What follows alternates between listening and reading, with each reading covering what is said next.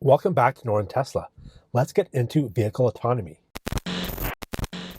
This week, the Society of Automobile Engineers, or SAE, released their updated standards for levels of autonomy in vehicles. Now, a brief history on the SAE. They go back as far as 1900s, when automobile companies were just getting started. In fact, in 1905, you may know this guy, Henry Ford, served as vice president.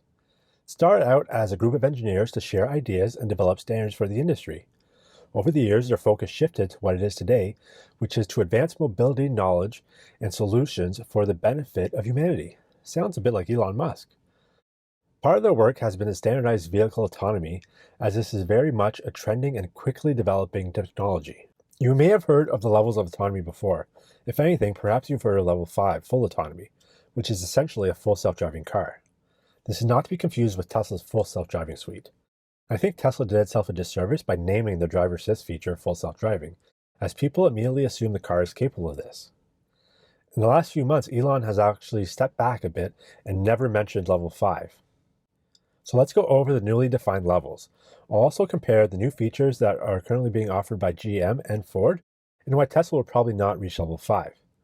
But before we get into it, if you like these videos, please take a moment to subscribe.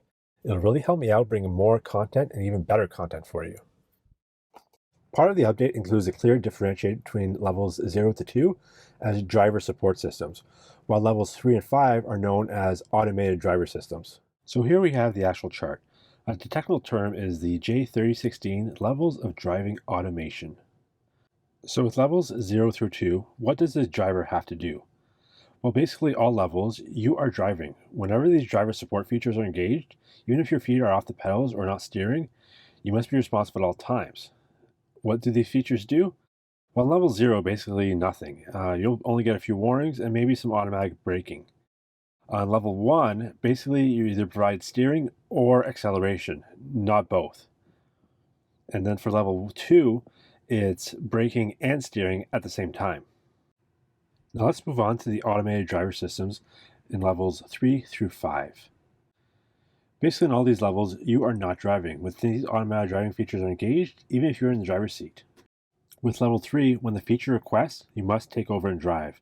While level 4 and 5, the automated driving features will not require you to take over driving. With level 3 and 4, these features can drive the vehicle under limited conditions and will not operate unless all required conditions are met.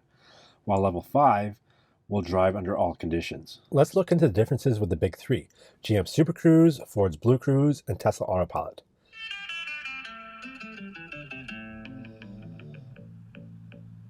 Here we go.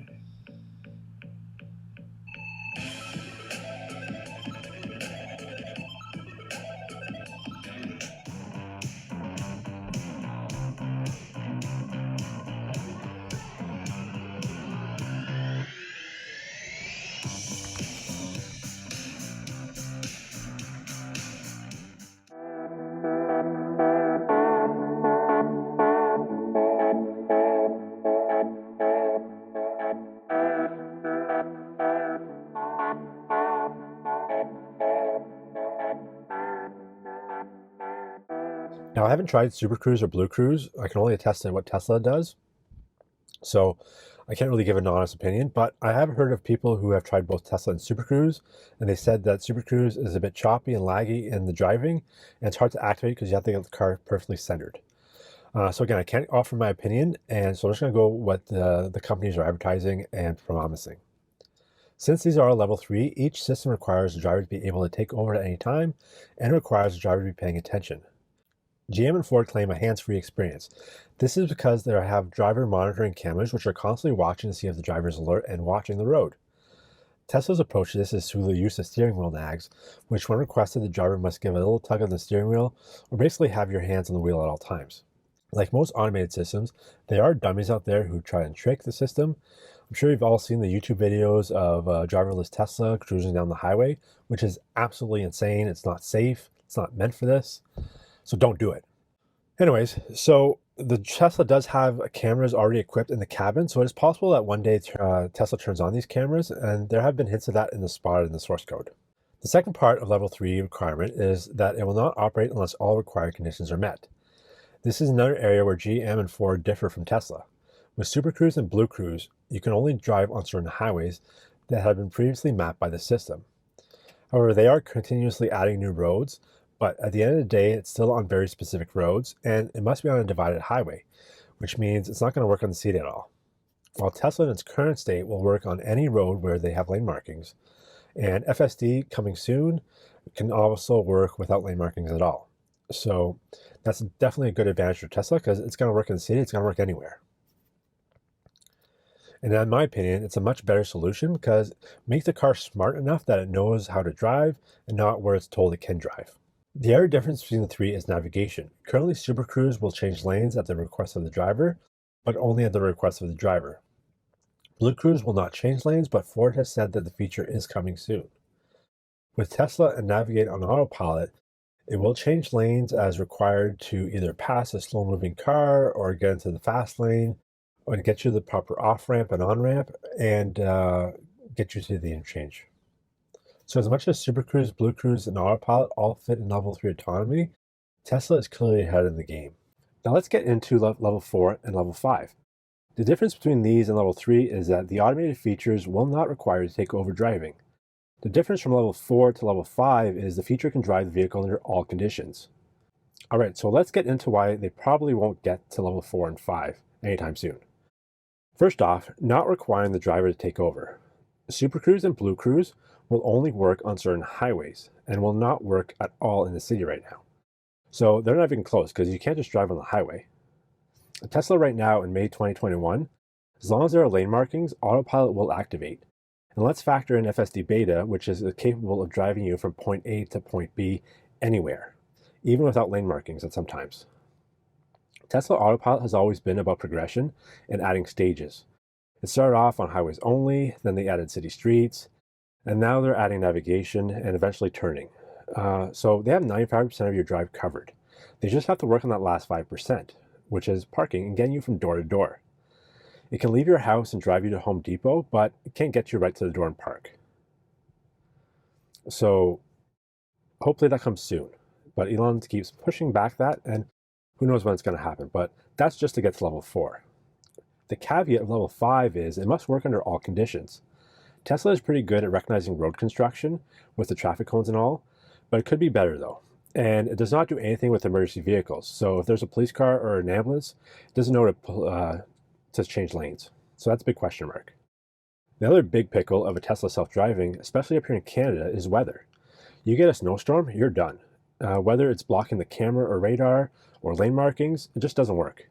It's even temperamental in the rain. So what if your car is driving like a robotaxi and suddenly it starts raining? What does it do? Does it pull over and wait for better weather? And how long could that take, right? So those are a lot of questions that need to be answered. Whether it's a software fix, like the camera being better at analyzing the environment, or hardware fix, such as heaters and wipers, or even lasers on the cameras. Until that comes, Tesla just isn't there yet. So that's Level 5. Hopefully one day we're there. We're not sure, but hopefully soon. All right, thank you for watching. As always, if you like this video, give it a thumbs up, leave a comment with what you think, and subscribe. This should be part 1 of a series. I think today I covered generally the mainstream cars like Tesla, GM, and Ford, and what they're doing with public roads.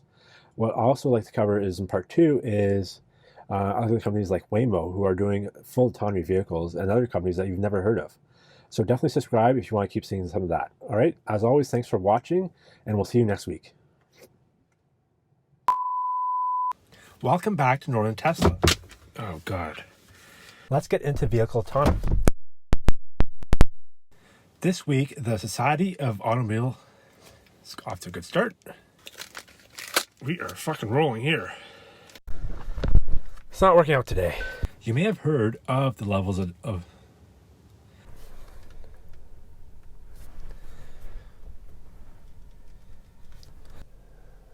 don't like this at all. But I have heard of people who have tried both Super Cruise and Blue Cruise. No, not Blue Cruise. Tesla Autopilot. The differences between these and Level 3 is that the automated features will not off to a good start. Now let's get into Level 4 and 5. Now let's get into oh my God. Now let's get into love. Make the car smart enough so that I can drive anywhere. Can't offer an opinion. I'm just going to buy. Oh my god, I can't talk. The other differences between the three Tesla's autopilot, but I've heard I can't talk. It's a common theme, all on its own. We'll see you next week. Thanks again for watching. Yeah, okay. Anyways, okay, let's try that. Okay.